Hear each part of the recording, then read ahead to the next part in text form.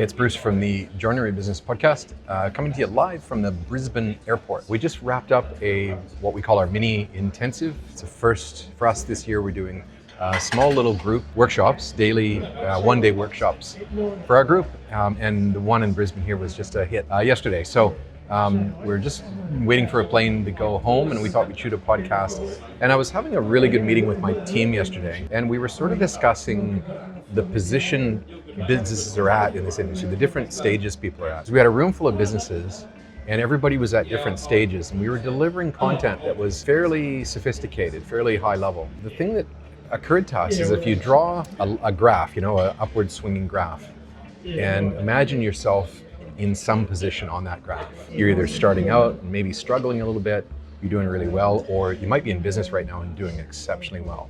You're going to find yourself on a position somewhere on that graph. And the one thing that I think we've started to do exceptionally well is the content that we are bringing to the group is applicable to anybody, no matter what position you are on that graph. So for example, if you're just starting out and maybe the first 2, 3, 4 years in business, and we're kind of struggling to get over the hurdle to try and figure out how to make the business work. That's foundational stuff. That is basic business fundamentals, just the basic stuff. And that can be drawn out of any content. So if we're talking about money management, we're talking about lead conversions, we're talking about pricing properly, we're talking about all the basic fundamental stuff. That's all very applicable to a business in that situation. One thing that we're really working on right now is how can you accelerate your business, and what is it that needs to be in place so that your business can accelerate? And the one thing that we found over the last, we've been doing this for about 25 years now, so a fair while. Our assessment of what a business needs is a pretty well-informed one. We find that it takes about a year for a business that is struggling without some of the basic fundamentals of how to run a business. Having those basic fundamentals in place usually takes about a year to 18 months.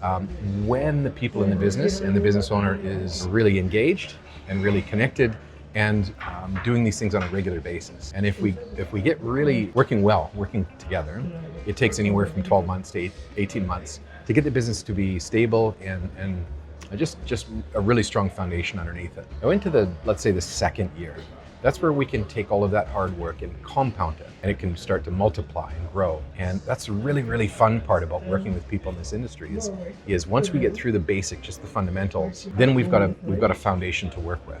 So if you think about yourself on that chart, the middle area is sort of, you've got the foundations working, you've got all the basics in place, you probably know a whole lot more as a business owner, you've got your team in place. And then we can start leveraging all of that wonderful knowledge and new ability you have. Once we get up into excellence, now we're talking about the really, really small improvements, but we're also talking about stretching people into really more advanced thinking. I had a question at our event where someone asked me about profit margins, right? Everybody in business wants to know about money. Like, if you invested in your business, how much net profit are you going to make? And unfortunately, there's too many people that are making no money at all after they take out of their profit their drawings, and they find, I've got all this profit that I'm paying tax on, but I've got nothing in the bank and I'm kind of broke. And that's a real sad sad position to be in, right? So you really want to get into a situation where you've got profit the business is made, and that's been put away in a bank account somewhere, but you've also paid yourself throughout the year, and that's already been taken out. And one thing that we find is that as a business gets better and starts, compounding in its excellence, we find that net profit will grow in direct relationship to the growth of the business and the improvements in the business. We find that once you hit a 10% net profit point, we consider that to be your break-even point. Anything below 10% break-even, 10% net profit, really I consider that to be a loss, because if you're not at least making 10% on this investment that you have in this business, which, let's be honest, joinery or cabinet manufacturing business is high investment. You've got a lot of tools, you've got bricks and mortar, you've got desks and computers, you've got software, and you've got people. So the investment is really, really high in this sort of a business. So the bar should be set a little bit higher to start with your net profit. And 10%, let's just call that your break-even point. Now to get up into the 20% and more really takes some effort. It really takes some doing. Now the discussions we had yesterday with our group went through, why is that? Why is it so difficult to get a cabinet joinery manufacturing business up into those levels where you're really producing, a good level of profit, 20, 25% net profit? And the harsh reality is there's just so many friction points. There's so many areas of your business that can cause friction and reduce the scalability of the business. Everybody kind of asked, what does that mean? Like, what does scalability mean? So I explained it as friction points. If you have a business that's scalable, essentially there's very little friction points. So for example, if you have a business that is just selling something online, here's an item, and if someone purchases it, you have one sale or you have 100 sales, it makes no difference to your internal structure.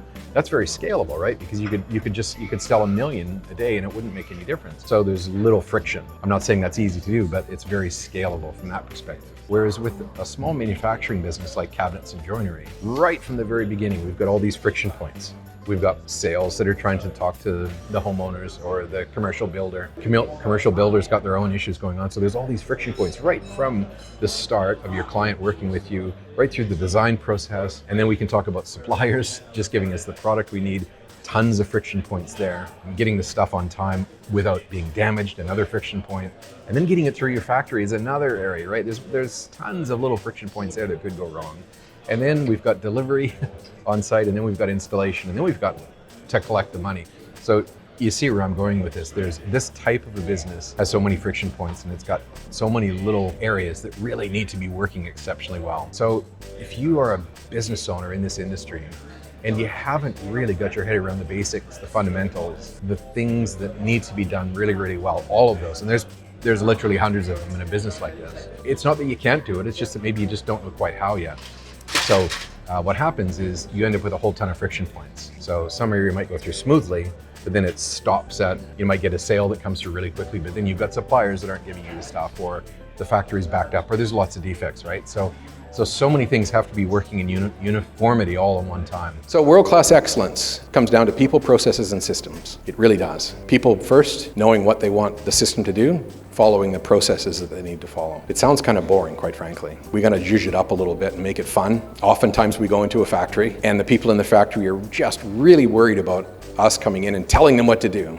Stop doing that, and they're usually really surprised when we come in and go, what's pissing you off today? If you could do one thing right now, that would help you in your work environment, what would it be? And there are things like, well, we're waiting for a laminate trimmer. We got 4 people trimming laminate. We got 1 laminate trimmer. And we go, well, let's just go buy a couple of laminate trimmers. You know what I mean? So the people at the source of the work often have the solutions, and we've got to trust them because they're doing it every single day. We've got to give them the ability to tell us, not so that we just implement it. There has to be some constraints to this.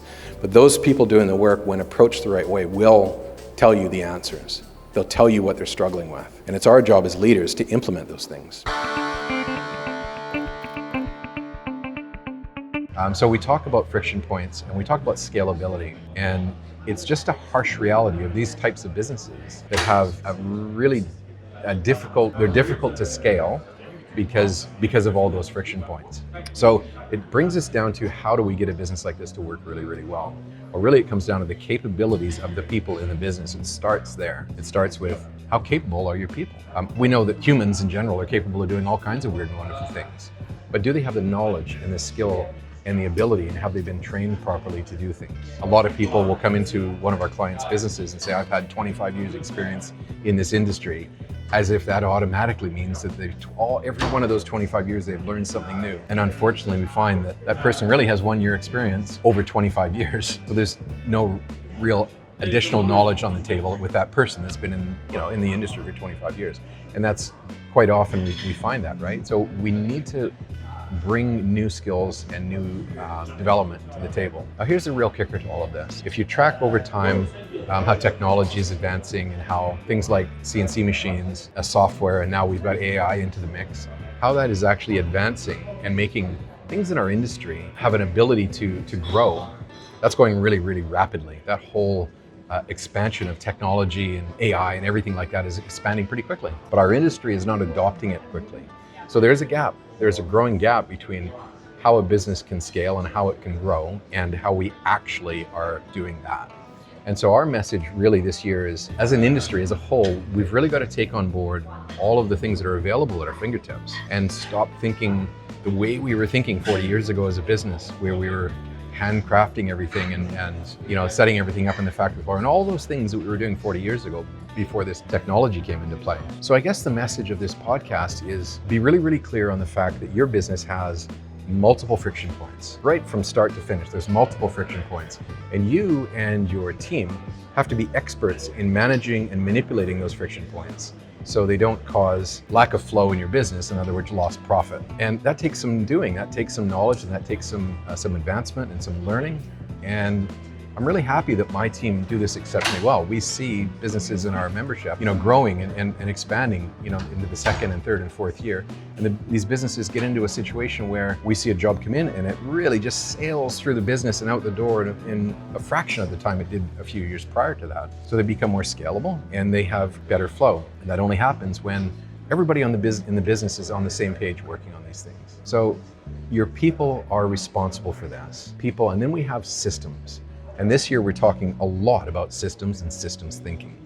Now, systems thinking is a key to having a successful business. And then we've got process, the process that you people are going to follow. So you got people, you've got systems, and you've got process. And yesterday we talked a lot about having standard processes. And when we ask most people in the industry, do you have any written processes? They'll say, no, we just know what we're doing. And of course, one person might know what they're doing. If there was only one person in the business, that would be fine. But you've got a whole group of people that think they know what they're doing, but individually they're doing it differently. And so it's not common. We've got to have common ways of doing things. And the only way to do that is have standard written processes that they can follow the same way every single time. So there's a very straightforward approach to get the basics going.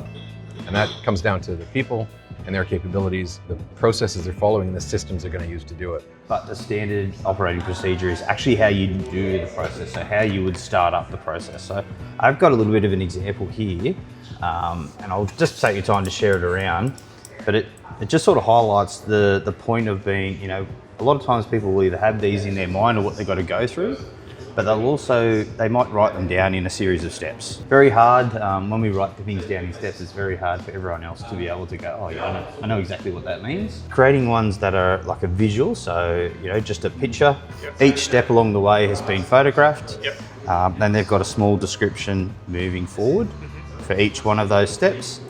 Another really easy way, especially if you're in the factory, is creating a video SOP. Actually recording on a video what the person's going through, it follows every step. Sometimes I actually believe it captures better than a picture one, because the picture will be, yep, stop here, yep, okay, where do it's over here. Because at the moment, if you were to look at this machine here, but if I had to go and press this button, I wouldn't know where it is just from the photo. So the video will actually follow you around. So most things in the factory I find to be much easier done in a video format, because then it becomes really easy to be able to train our staff members to be able to follow the same standard. They're always going to go and do the same thing.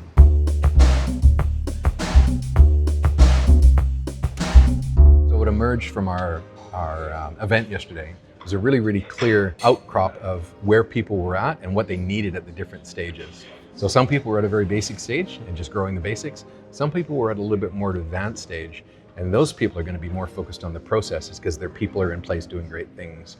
And then they're going to leverage the system that they have to let the system grow their business. So it's really important to understand that you are going to be in a different stage to everybody else in the industry, and that's okay. Wherever you're at, whatever stage you're at, we can look at what it is you need at that stage, or you can look at what you need at that stage and identify the things you need to be working on to get up to that next level. Hopefully this has been helpful to you in some way, and think about your people and what skills and capabilities they have, because that's where the business is going to limit out. Think about the systems that you're using, and do the people use the systems properly? And are they following standard processes? So every time they do a task in the business, are they doing it the same way every single time? In lean terms, this is called standard work. And it's a fundamental principle of having a really high-performing manufacturing business to have standard work in place so that everybody does things the same way. If you'd like to learn more about any of this sort of stuff, jump onto our YouTube channel. Just like and subscribe our YouTube channel. We expand a little bit more on some of these things there. Or feel free to reach out and have a chat with me, and we can talk about how you might be able to implement these in your business. Hopefully this has been useful in some way. Bruce from the Joinery Business Podcast and the Joinery Coach. Peace out.